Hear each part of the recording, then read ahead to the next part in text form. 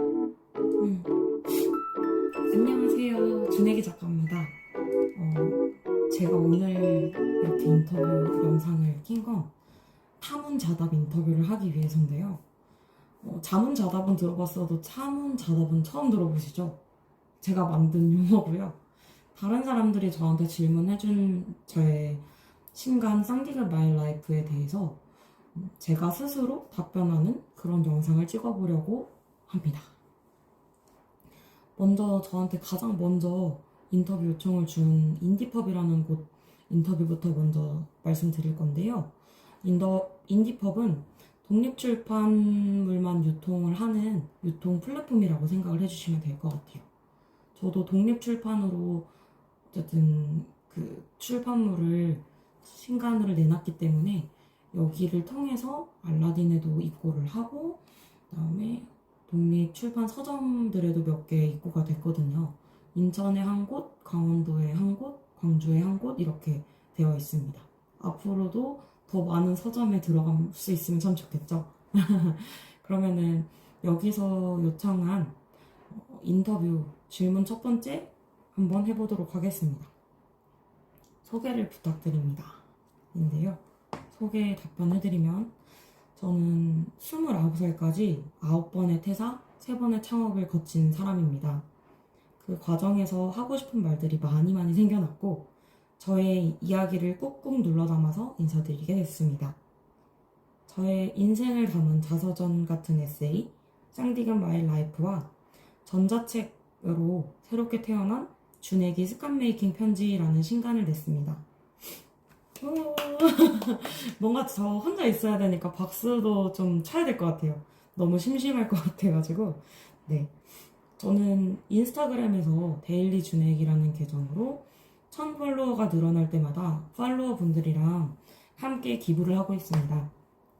첫 기부는 나한테 왜 이래 라는 책을 만들었고 그 수익금 전액 78만원 정도를 위안부 피해 생존자분들께 필요한 물품으로 기부를 했습니다.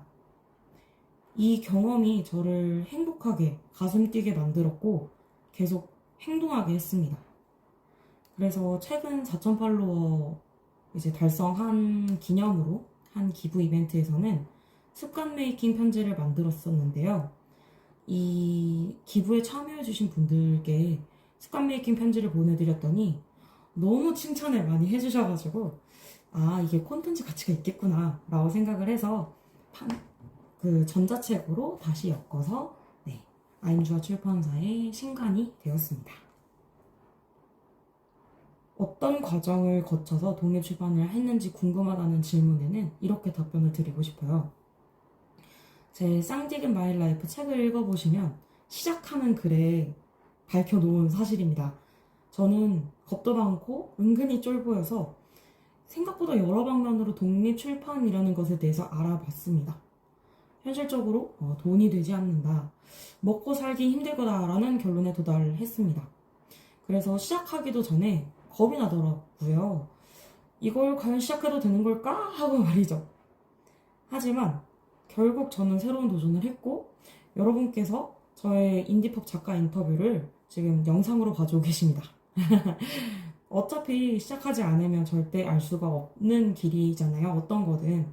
그래서 저는 한 걸음 두 걸음 나아가 보기로 했습니다. 그리고 제 필명은 준혜기이지만 본명은 임주아입니다. 제 브랜드를 하나 만든다는 생각으로 출판사를 차렸고 출판사에 제 이름을 걸었습니다. 임주아는 이런 사람이지. 그래서 아임주아 출판사입니다. 조금 웃기죠? 그리고 아임주아가 아이조아라는 말이랑 좀 비슷하지 않나요? 그래서 아임주아 출판사를 차리게 됐고요. 그래서 ISBN이라는 국제표준도서 번호를 발급받은 국립도서관에 납본이 된 책을 제가 여러분께 하나하나 사인하고 포장해서 보내드리는 작업을 마쳤습니다. 그리고 책을 어떻게 만들었냐라고 질문 많이 주셨는데 기획, 글, 원고 작성, 그 다음에 퇴고, 그림, 편집까지 모두 제가 다 했습니다. 인쇄만 인쇄소에 맡겼고요. 그래서 1세 100부를 찍었는데 좀 오타가 있는 것도 발견했고, 생각보다 제가 좀 편집을 할 때 볼드 처리라고 하죠. 굵게 처리한 부분이 많아가지고 좀 피로도가 높을 수 있다는 생각은 들더라고요. 그래서 2세를 찍을 때는 이런 점들을 좀 바꿔가지고, 오타도 제가 찾아낸 건 다 바꿔가지고, 네, 2세를 찍을 예정입니다. 그리고 마케팅 비용은 0원이고요. 그렇습니다. 그리고 한 가지 더 제가 말씀드리고 싶은 게, 제 책의 정가가 17,000원이거든요. 근데 인디펍이나 알라딘에 입고할 때는 60%밖에 책값, 정가에 60%밖에 못 받거든요. 그럼 제가 인쇄비보다 훨씬 적게 벌게 돼서 손해입니다, 사실은. 제가 첫 책이라서 되게 좋은 종이로 하고 싶은 욕심도 있고, 뭔가 잘 해보고 싶은데 너무 비싸면은 구매에 좀 약간 부담을 느끼실 수도 있을 것 같아가지고, 그래서 제가 좀 욕심을 부려서 정가를 낮췄는데요. 2세를 찍을 때는 지금 1세 사신 것보다 5,000원은 더 올려가지고 최소 2세를 찍을 예정입니다. 그래서 1세 사신 분들 아주 나이스합니다. 성공하셨어요. 1년 뒤에는 5,000원 버시는 셈입니다. 네. 그래서 1세 사주신 분들께 더욱더 감사하다는 말씀 드리고 싶습니다. 네. 그리고 이거는 비하인드 스토리인데요. 원래는 언어의 온도라는 베스트셀러가 있으신 이기주 작가님처럼 독립출판한 책을 캐리어에 다 넣고 다니면서 전국을 누비고 직접 독립 서점들에 입고를 시킬 생각이었습니다. 근데 막상 책을 만들고 나니까 다음 작품을 쓰고 싶다는 욕구가 더 많이 이렇게 샘솟더라고요. 그래서 그런 수고를 하는 것보다는 인디펍을 통해서 전국의 각 독립 서점에 이렇게 배치가 될 수 있도록 하는 선택을 했습니다.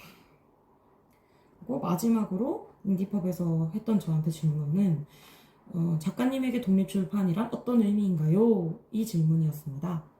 이 질문에 대한 답변은, 저에게 독립출판이란 오롯이 홀로 서는 과정입니다. 어떤 단체든 개인이든 독립출판을 겪으면 책 한 권을 만드는데 이렇게 많은 단계가 있는지, 신경 써야 하는 부분이 많은지 아마 깜짝 놀라게 되실 거라고 생각합니다. 왜냐면 제가 그랬거든요. 마치 우리가 아기여서 홀로 설 수 없었던 상태였다가 마침내 홀로 설 수 있는 지금의 존재가 된 것처럼, 독립출판을 하면 우리는 우리의 이야기로 마침내 세상에 홀로 설 수 있다고 생각합니다. 그래서 앞으로도 독립출판을 원하는 많은 작가님들을 모시고 계속해서 아이 좋아라는 말이 절로 나오는 독립출판물들을 만들어 나갈 계획입니다. 네.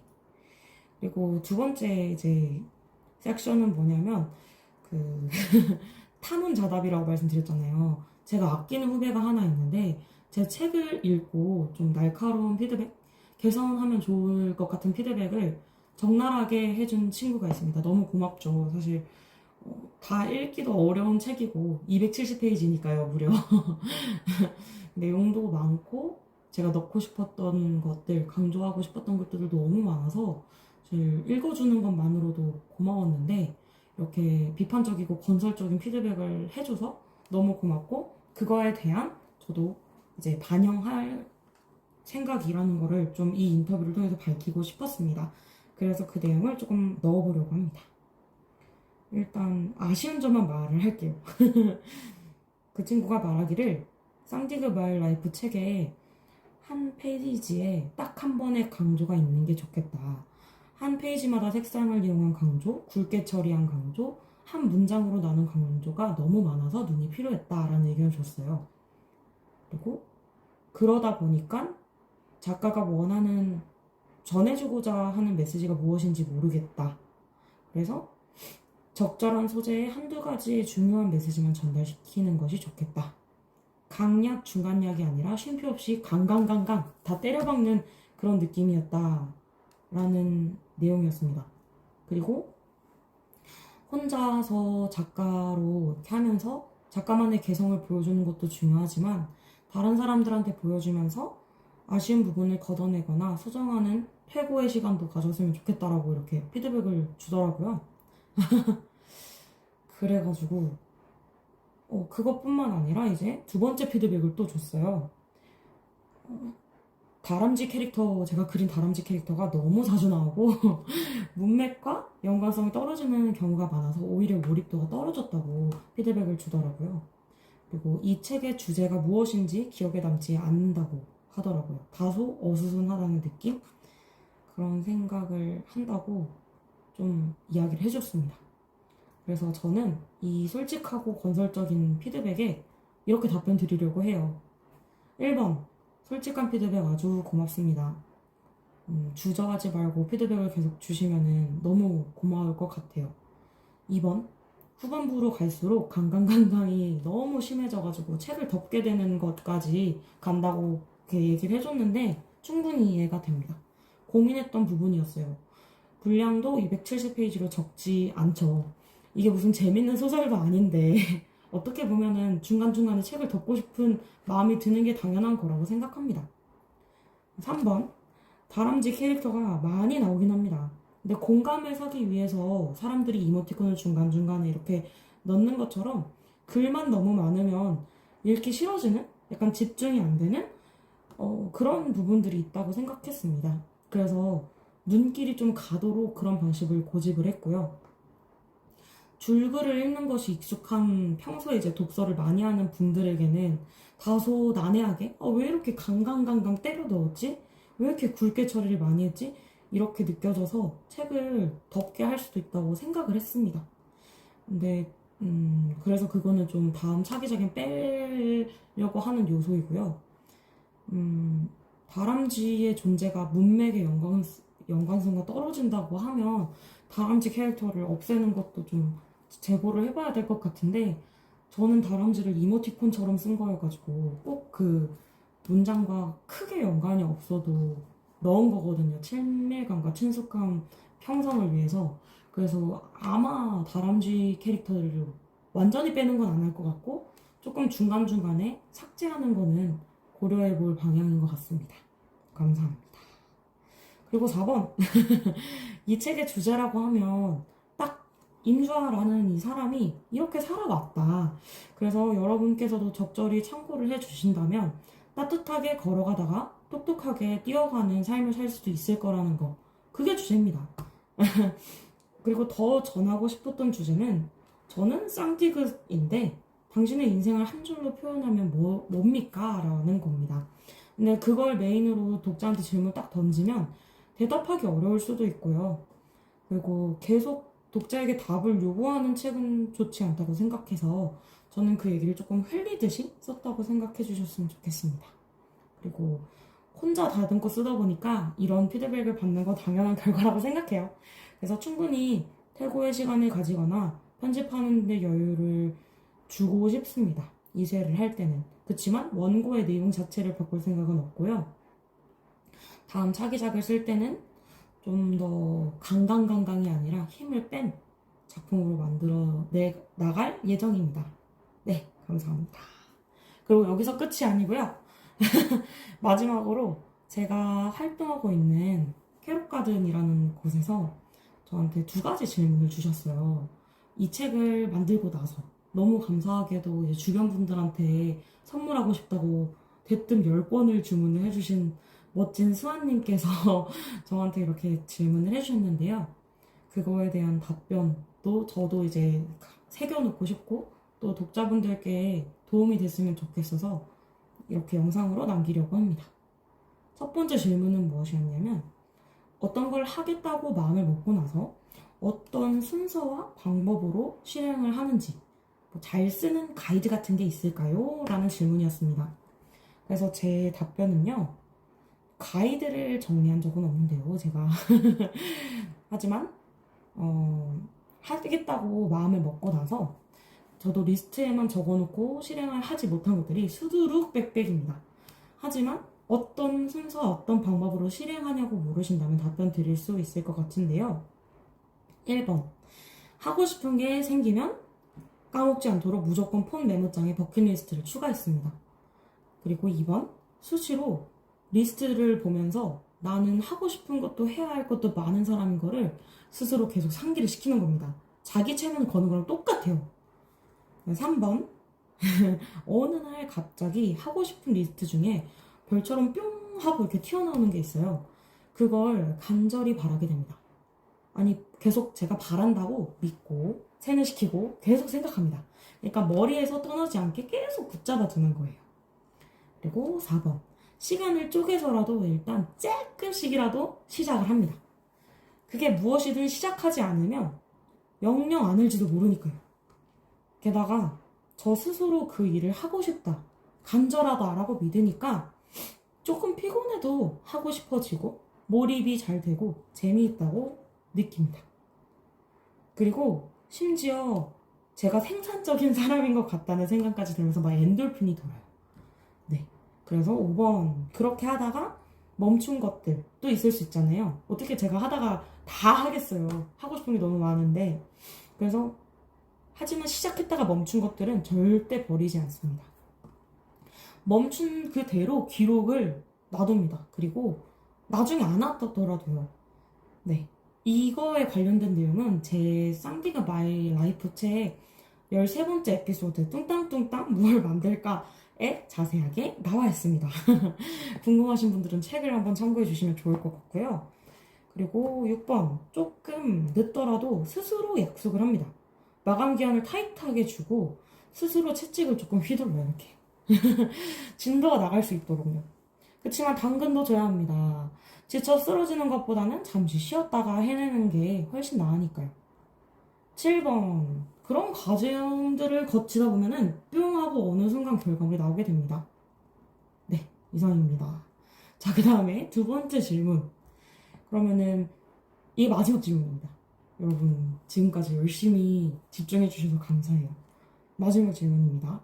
목표한 것을 달성하고 나면 어떤 기분이에요? 그동안 많은 걸 이루었을 텐데 그중 가장 기억에 남는 게 뭘까요? 라고 질문해 주셨어요. 저는 답변 이렇게 드렸습니다. 달성하고 나면 일단 짜릿합니다. 와, 내가 또 무언가를 해놨구나 하는 성취감이 제일 크죠. 그동안 많은 걸 이루었지만 앞으로 이뤄 나갈 것들이 더 훨씬 많이 남았다고 저는 생각합니다. 이미 이뤄놓은 것들 중에서 가장 이제 기억에 남는 것은 쌍디금 마이 라이프 책을 만들고 싶어서 갑자기 출판사를 차리고 제 손으로 그 국제 표준 도서번호 달고 나온 그 책을 만든 과정입니다. 그 책은 제 아기와 같아요. 아기라고 생각해요. 제 자식이죠.